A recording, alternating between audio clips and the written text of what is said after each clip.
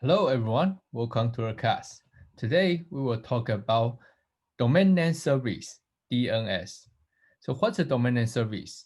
Why we need domain name service? How it works behind the scenes of the domain name service. Let's talk about it today. So right now we have our computer and we know we have a server. So there's a CS servers in our department, in our building, and you try to like access the website of our server. So how to do it? Usually you just open your browser and try to type the website address, right? But here's the questions. Why you know the website address?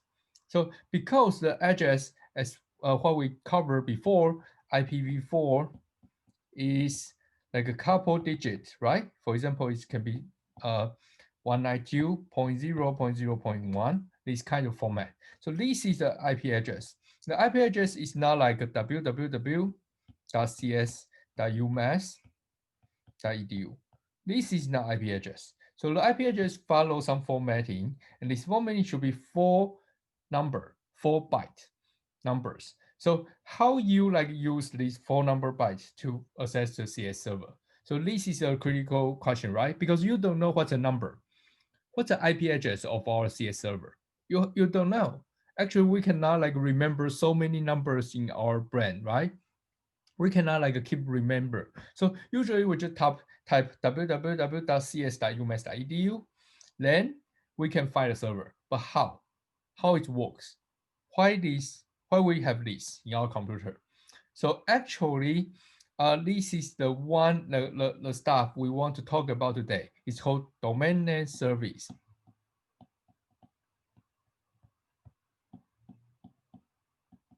So based on this domain name service, your your computer can use the domain name service, try to type this information www.cs.umass.edu and get the IP address for your browser to log in to find the server in our CS building. So, but how, who provide this domain name service and how to get this domain name service in your program? So this is some topic we want to talk about today. So how to get it in our computer? Actually, there's a couple functions already developed for you to get this domain name service. So the first one is called get host by name. So if for this get host by name, you only need to provide this www.cs.umass.edu, then it will return the IP address information to you. And the IP address information is here. Actually, it's a structure. It's a structure. It's not just one line. What's a number? No, it's not. It's a structure, and inside these structures, it provide a lot of different information. For example, what's a name? The name is www.cs.umass.edu. What's a host name? So you can get this name. You can get the IP address. So you can see this is IP address, and it's double pointer. So you can imagine that it's a array of string. So you have a couple string here. And why we have this array like a couple like a array string here, we will talk about later because for each one host name, you can have multiple address, IP address, not just one. Okay, so here you know because it should return the structure. The structure give you some information. What's the type? What's the length? And what's the IP address? So you can use this IP address information in your program, in your browser to connect to this server, okay? And in other way, actually, you can get the host name. If you don't know what's a host name, you only have IP address.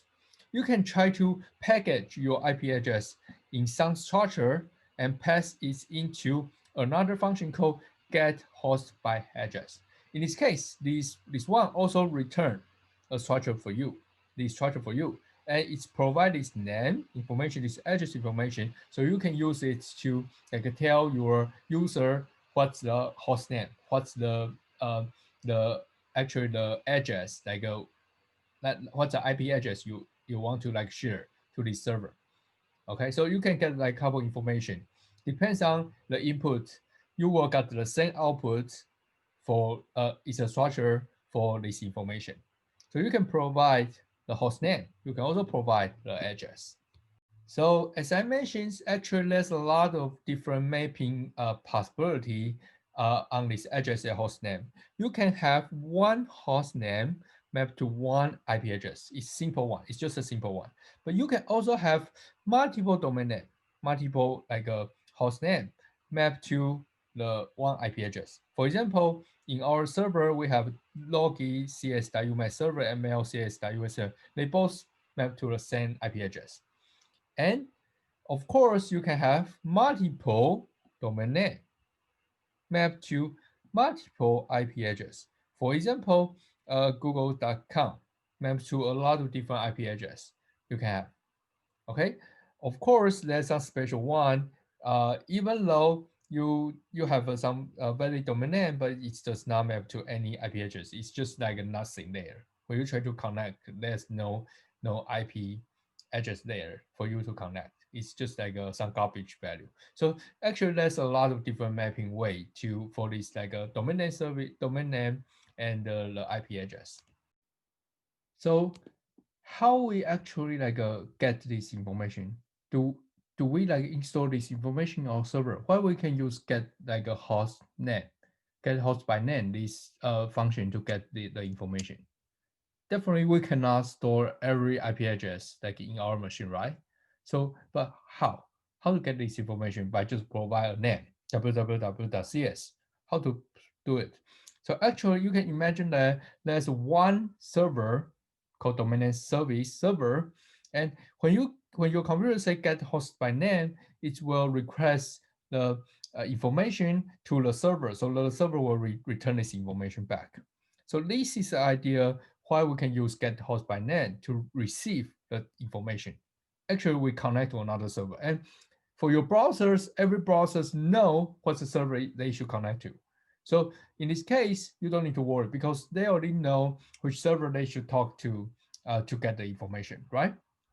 But here's the problem here. What's the problem? If you try to store every information into this domain name service, the domain name service server, it's so huge, right? For example, we right now we have IPv4, then we have IPv6. We have more and more like IP address. So in this case, if we want to create another like IP address, which we need to like overwrite. It's definitely not efficient. And also, if we just override, it's fine. But how about if eventually the server is out of memory? There's not enough memory to store this IP address. How do? You need to like find another server, try to copy everything. So it's definitely not a good idea. So the problem for this one is hard to scale. It's really hard to scale everything here. Also, even we have enough memory, if we put so many like information IP address inside there, it will slow. It will be really slow, right? Even the searching, if you try to use a binary search, the sorting, the searching the time is still O log n, and the insertion deletion is like O n. So it's not a good idea actually. So how to like deal with this? If you try to like find one IP address in these like a couple billions like IP address, how to make it speed? So actually, there's another way, another solution to do it. It's called distributed uh, database. It's distributed server. So we try to separate one server to multiple one. But how is it do it? Let's look at the information. So this is an example how we actually do this search, this like IP address search. So first one, right now, assume there's one computer in other university. Is one. Try to search our website. So finally, it want to get to this website. So it try to type something to www.cs.umass.edu. So in this case, actually, the first server is connected to its local server. The local server for its university. And for this local server of university, it will try to pass this information to another server, which is the like a big server to deal with this host name, to deal with this domain name. So for this kind of IP address, the server, first one, the server is a root server, is only deal with one information, which is edu. So it's check, okay, right now I got edu1. So inside the server, it will try to process, okay, I am looking for account now, edu, oh, this is one. So it's tell the information, okay, I give you an IP address for the next server you want to connect to, which is the edu server. So it's passed the IP address for the server, which is edu server, okay? Then your server will connect to this edu server to get another information. So actually for this root server, it does not provide a full IP address for you. It provides only one information, one piece of information. It's for your edu server. So inside edu server, it will deal with another part, which is UMass. So it will figure out, okay, you want to search on UMass. I try to like search a couple like different university, and I find that this is UMass. So I provide the information for you to connect to this UMass server. Okay, so when you connect to this UMass server, because UMass like a control like all departments or colleges here, so it will provide you another information, which is your CS. Where is the CS server to you? So in this case, you got the CS information, and you can use this information to connect to the actual IP address for our www.cs.umass.id. So you can see the logic here. So the algorithm is a little bit like not so simple, right? It's not just like connect to a server, get the information. It's like I connect to a server, and the server tell me where's the next server you should connect to get this information. And you just try to like connect multiple server and get the IP address you want. So what's the benefit? This is called distributed server. Okay, so what's the benefit to use this? For example, if I want to create a new university called Joe, there's one new university called Joe. I can just create a machine, a server, a local domain name service server called Joe. Then I add Joe into the server. Just add Joe's IP address. I don't need to change this. I don't need to change this, right? So this makes the process so simple. It's easy to scale. I create one university. The one university has like a lot of IP address for each department, for each college.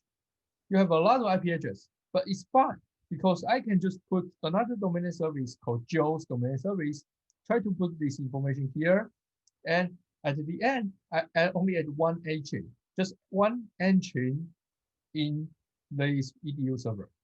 That's it. I don't need to change any others. So it's easy to scale. Then it saves some memory in other place. And also, if you want to do some search, it's really, really fast. So this is the idea how to like deal with this. And you can also imagine that it's very similar to you have a multiple hash table. Each hash table point to another hash table.